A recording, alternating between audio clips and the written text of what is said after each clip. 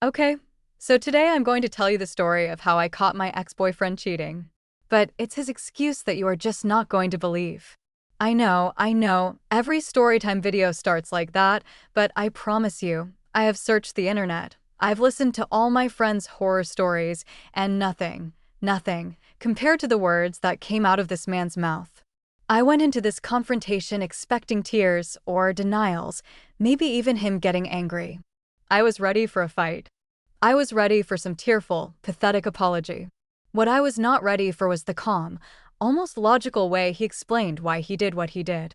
What he said left me completely speechless, and honestly, it rewired my entire brain when it comes to relationships, trust, and what people are capable of. So make sure you subscribe, maybe grab a snack or a drink or something to squeeze, because this is a wild ride.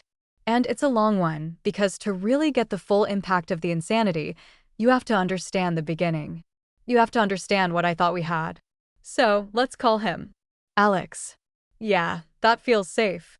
Alex and I were together for just over 3 years.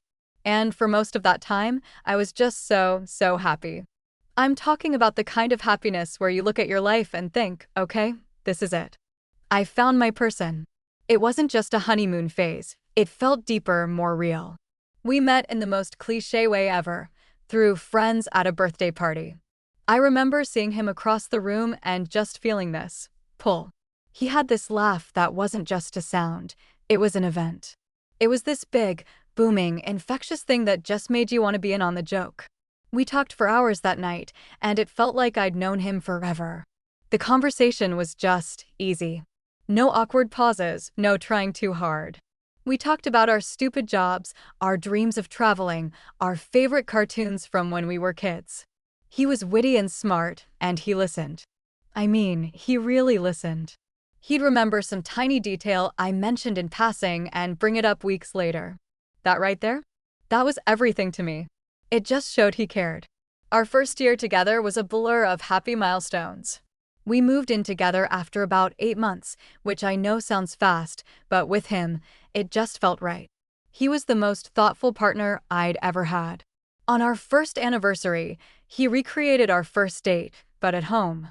He cooked the same mediocre pasta we'd had, found the same cheap bottle of wine, and even made a playlist of the background music that had been playing in the restaurant.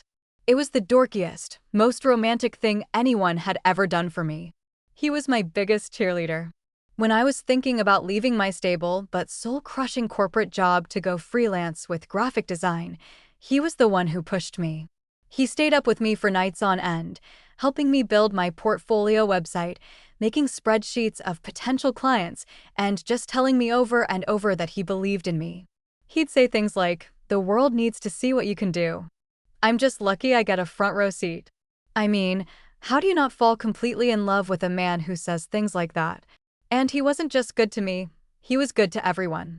My friends adored him. He'd remember their partners' names and their boring work stories. My mom, who is skeptical of every single man I've ever dated, was completely won over. She called him a keeper after meeting him one time. He would call her just to check in or send her articles he thought she'd find interesting.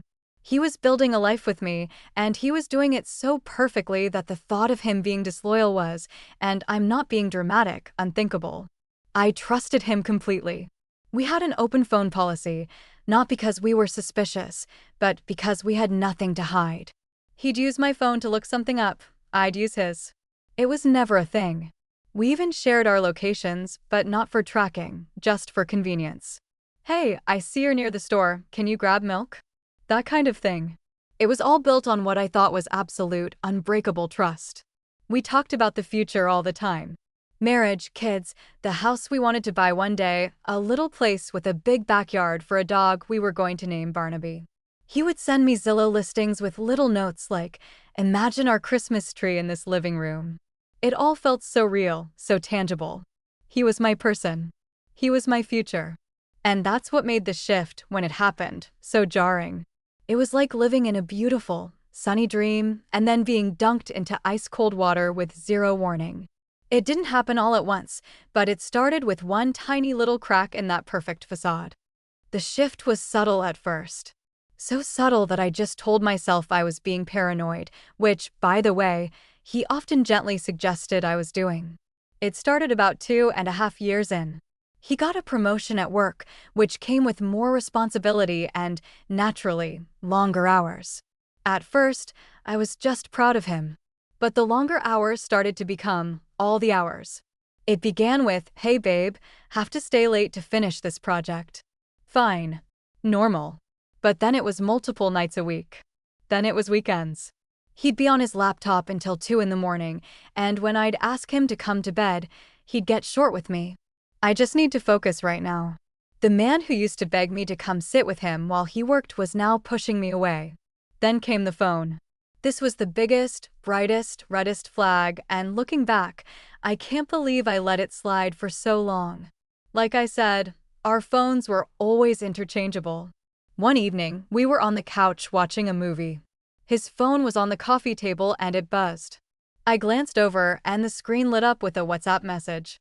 I didn't see who it was from, just the notification bubble. And before I could even process it, he lunged for the phone. I mean lunged. He snatched it up and immediately angled the screen away from me. I just stared at him. "Who is that?" I asked, trying to sound casual. He didn't look at me, just typed furiously. "Oh, just Mark from work. Panicking about the presentation tomorrow." My stomach did a little flip. He had never, ever been jumpy like that. "Okay," I said slowly. "Everything all right?" "Yeah, fine." "He's just being an idiot." He then put his phone face down on the couch cushion next to him. That one move was so out of character it was practically screaming at me. From that day on, that phone was like another limb. It was never on the coffee table. It was never face up. If he went to the bathroom, it went with him. One time he was in the shower and his phone started ringing. I went to see who it was, thinking it might be his mom, and he literally bolted out of the bathroom, dripping wet, wrapping a towel around himself, yelling, "I'll get it." He grabbed it before I could see the screen, looked at it, and declined the call. "Who is that?" I asked again, my heart starting to pound. This was not normal. "Spam call," he said, his voice tense. He wouldn't meet my eyes and just went back into the bathroom. I just stood there, frozen. A spam call. That reaction was for a spam call. The little voice inside me that I had been trying to shut up for weeks was now screaming. Something was wrong. The emotional distance just kept growing. He stopped asking about my day. Our late-night talks were replaced by him scrolling on his phone in bed, always angled away from me. When I tried to be intimate, he'd say he was too tired or stressed from work. This was the same guy who used to complain we didn't have enough time for each other. That gut feeling became this constant, heavy weight in my chest. I started feeling like a detective in my own home, which is a horrible way to live. I was questioning everything. Was he really at work late? Was that really a business dinner? I hated the person I was becoming, anxious, suspicious, insecure. I even tried to talk to him about it one night. I sat on the bed while he was getting ready for work. "Hey," I said softly. "I feel like we've been really distant lately. Is everything okay?" He looked at my reflection in the mirror. He didn't even turn around. "What do you mean?" "I'm fine. Just stressed with work, you know that." "I know, but..." I pushed, my voice trembling a little. "It feels like more. You seem so far away. And you're so weird with your phone now. It just makes me feel like you're hiding something." He finally turned around, and his face was this mask of tired frustration. "Babe, come on. After everything, you really think I'm hiding something from you? I'm just buried in work. The last thing I need is for you to not trust me." And just like that, he flipped it. Suddenly, I wasn't the one feeling hurt. I was the one being untrusting and adding to stress. I felt this wave of guilt. Maybe he was right. So I apologized. I said, "You're right, I'm sorry. I trust you." And I really tried to. The breaking point came on a random Tuesday night. He fell asleep on the couch, which he rarely did. He was completely out. And his phone was on the floor beside him, face down. My heart started hammering against my ribs. This was it. This was my one chance to either prove my deepest fear was real or finally put my mind at ease. My hands were shaking so badly I could barely pick up the phone. I just stood there, staring at the black screen, my brain at war with my gut. I told myself, if you look, there's no going back. If there's nothing, you've broken his trust for no reason. If there's something, your world is about to fall apart. I took a deep breath. My gut won. His password was my birthday. Of course it was. It felt like a sick joke. I opened his phone, my fingers hovering over the WhatsApp icon. Please be nothing, please be nothing, please be nothing. I opened it. And there it was. A pinned chat at the very top. Not Mark from work. The name was just a single initial, K, with a little heart emoji next to it. My blood ran cold. I opened the chat. And my world didn't just fall apart. It shattered into a million unrecognizable pieces. It was a novel. Months of messages. Starting flirty, then escalating. There were pictures. Pictures I never wanted to see. Pictures of them together on days he told me he was stuck at the office. They had nicknames for each other. They had inside jokes. He was saying the same things to her that he said to me. The "good morning beautiful" texts he used to send me. Now they were going to her. It was like he had a script, and he was just recycling it. I kept scrolling, my vision blurring with tears. I felt like I couldn't breathe. And then I saw the messages from that day. Her, can't stop thinking about last night. Him, me neither. You drive me crazy. Her, when can I see you again? Him, I'll figure something out. I miss you. Her, miss you more. Does she suspect anything? Him, no. She trusts me completely. That last message broke me. She trusts me completely. He wasn't just cheating, he was using my trust as a tool. It was his shield. I gently put the phone back on the floor, exactly where I found it. I walked to our bedroom and just sat on the edge of the bed in the dark. I didn't cry. I was beyond tears. I was just in this state of cold, hollow shock. I sat there for hours, waiting for him to wake up. The relationship was over, I knew that. But I needed to hear him say it. I needed to see his face when he knew I knew. And I needed to hear the excuse. I thought I was ready for any lie he could possibly tell me. I was so wrong. Around 3 a.m., I heard him stir on the couch. That sound, which used to be so comforting, sent a jolt of ice through my veins. I didn't move. I just sat there in the dark, a silent statue, listening to his footsteps come toward the bedroom. He pushed the door open. Hey, you're still awake, he mumbled, his voice thick with sleep. I didn't answer. I just watched him. He fumbled for the light, and when the lamp came on, he finally saw my face. He stopped dead. The sleepiness vanished from his eyes, replaced by a flicker of pure panic. What's wrong? He asked, his voice suddenly cautious. You look like you've seen a ghost. I took a slow breath. My voice, when it came out, was chillingly calm. It didn't even sound like mine. Who is Kay? The color drained from his face. Instantly. He knew. He knew exactly what I was talking about. He just stared at me cornered. Don't, I said, my voice sharp as glass. Don't you dare lie to me, Alex. Don't insult my intelligence on top of everything else. I saw the messages. He flinched like I'd hit him. He sank down into the armchair in the corner and put his head in his hands.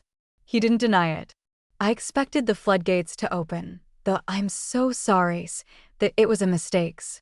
The classic cheater's playbook. Instead, he was just quiet.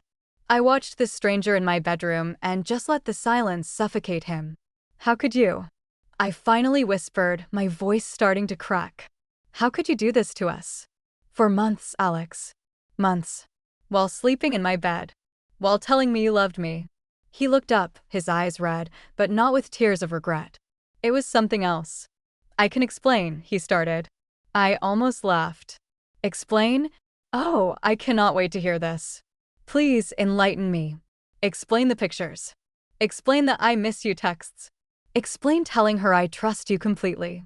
I have all night. He took a deep breath, like he was steeling himself. He sat up straighter.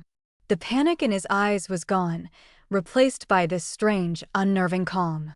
He looked me straight in the eye, and the words that came out of his mouth were not from a man caught in a lie. They were from a man delivering a speech. I didn't want you to find out like this, he said slowly. I never meant to hurt you. A little late for that, don't you think? I snapped. He held up a hand. Please, just let me finish. Hear me out. I crossed my arms, my whole body vibrating with rage and disbelief. Fine. Talk. He leaned forward. This wasn't about her, he said. It was never about her. It was about us. I just stared, confused. What the hell does that even mean? And then he said it. The line that I will never, ever forget.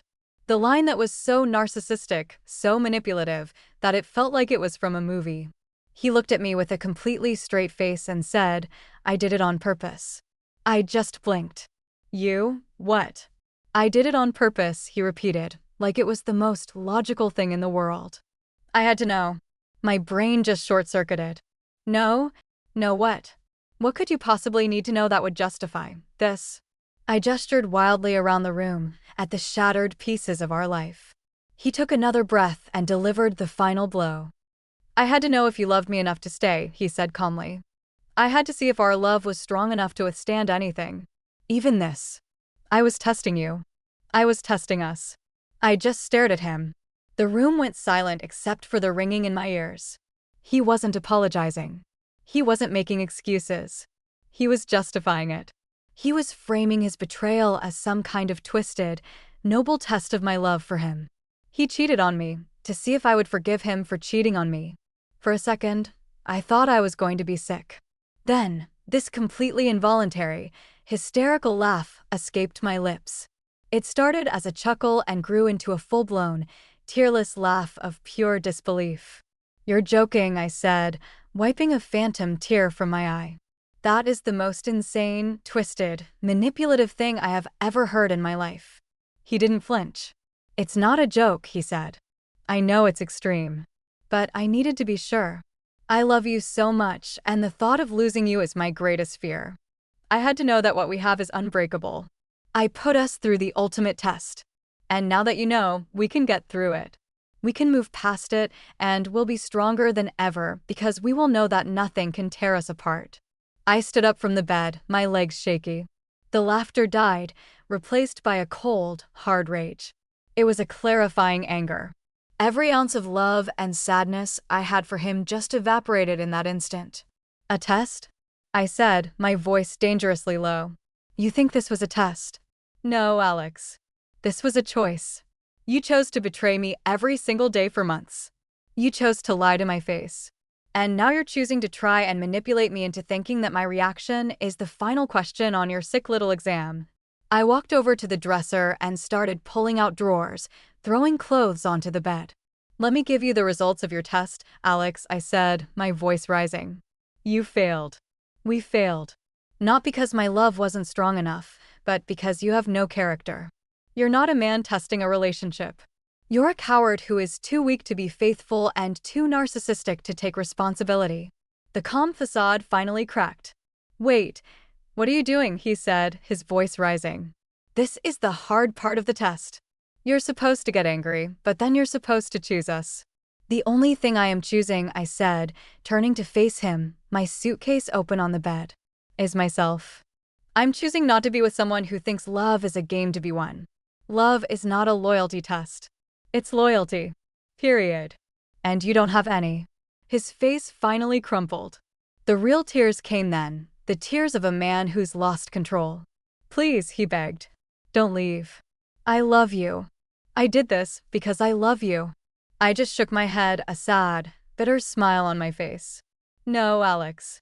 You don't. You might love the idea of someone loving you unconditionally, enough to tolerate your cruelty. But that isn't me. You didn't test my love. You tested my self-respect. And for that, I guess I should thank you. Because you just showed me exactly what it's worth. I packed a bag with shaking hands, moving with a clarity I hadn't felt in months. The fog was gone. Every piece of clothing I threw into that suitcase was a period at the end of our story. His pleading was just background noise. He followed me from room to room, his insane justification crumbling into the desperate, generic apologies I'd expected from the start. It was stupid, I know, he cried as I grabbed my toothbrush. I wasn't thinking. You were thinking quite a bit, actually, I shot back without looking at him. You were thinking about her and about how to lie to me. You had months to think. He tried to block the front door, putting his hands on my shoulders. "We can fix this. I'll go to therapy. I'll do anything. Just please don't leave." I looked at his hands, then up at his face. "Get your hands off me," I said, my voice completely flat. He recoiled like he'd been burned. "There's nothing to fix. You didn't just break a rule, Alex. You broke the whole foundation. The ground we were standing on is gone because it was never real." I walked to the front door and put my hand on the knob. "So this is it," he whispered. 3 years, and you're just throwing it all away." I turned to look at him one last time. "I'm not the one who threw it away," I said. "You did, the first time you texted her. You just didn't tell me until now." And I walked out. I didn't slam the door. I closed it softly. The click of the latch was the loudest sound in the world. I made it to my car before I finally broke down. I sat there and just sobbed. But I wasn't crying because I was heartbroken over losing him. The man I loved never really existed. I was crying for the woman who spent 3 years loving a ghost. I was crying from sheer rage at the psychological game he tried to play with my head. The first few weeks were a blur. I stayed with a friend who was an absolute saint. She listened to the story with her jaw on the floor and just let me be. The hardest part was telling everyone. How do you even begin to explain that excuse? Most of them were just as speechless as I was. My mom, after a long silence on the phone, just said, "Good riddance. You dodged a bullet, not that it feels like it right now." He tried to contact me, of course. First, a flood of texts and calls. Then the emails, which I filtered directly to trash. He even tried using his insane logic again, saying things like, "Now that the test is over, we can truly begin." I blocked him everywhere. Finally, he tried to get to me through friends, but they all had my back. It's been about a year now. And it's funny, in a dark way. His insane excuse, the thing that felt like the ultimate act of cruelty, actually ended up being a gift. A normal excuse, "I was drunk," it meant nothing, might have left a tiny crack of doubt. It might have made me wonder if I could have done something differently. But his excuse, it was so profoundly narcissistic and broken that it left no room for doubt. It was a giant, flashing neon sign that said, "This person is not capable of healthy love." He didn't just show me his cards. He showed me he was playing a completely different game. One where my feelings were just objects in his experiment. His excuse wasn't a reason. It was a diagnosis. He didn't want a partner. He wanted a subject who would prove their devotion by enduring cruelty. That experience taught me a powerful lesson. I learned that trust isn't just believing someone when they say they love you. It's about their actions matching their words consistently. It's not something you test. It's something you earn. And more importantly, I learned that the only loyalty test that matters is the one you give yourself. Will you be loyal to your own well-being? Will you love yourself enough to walk away from someone who treats your heart like a lab experiment? His insane excuse was a gift because it snapped me out of the fantasy and forced me to choose myself. Leaving him was the hardest and best decision I've ever made. I got my own apartment.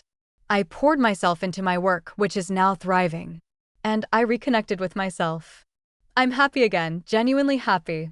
In a way that doesn't depend on anyone else passing their twisted tests. So, that's my story. It's wild, it's painful, but it's proof that you can never truly know what's going on in someone else's head. But you can know your own worth. And that's the only passing grade you'll ever need. Thank you so much for listening. I know it was a long one. If you've ever been through something similar, or if you've heard a crazier excuse for cheating, please share it in the comments. It really does help to know you're not alone. And don't forget to like and subscribe for more stories. I'll see you in the next one.